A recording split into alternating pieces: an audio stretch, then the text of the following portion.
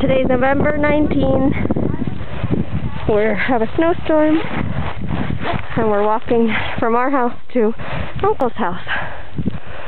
See if Grandma and Lola can make it. Look at this. Sa loob na. Look at this dip. Okay, baka mo sumin-sumin makakasama. Nang pagdating doon, tignan mo yung kamay niya isa. Yeah. Painitin mo muna, baka blue na. Ako, ang sakit na nung daliri. Yeah, well, yours are not waterproof, though. Well, hers is not. Remember, she wet it. Huh. Oh, ano na to?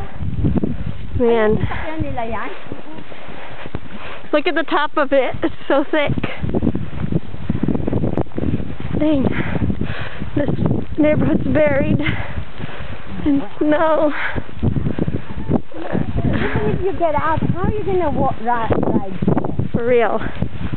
Well, people did. Oh, Lordy. Nako! I should have stayed in Mexico.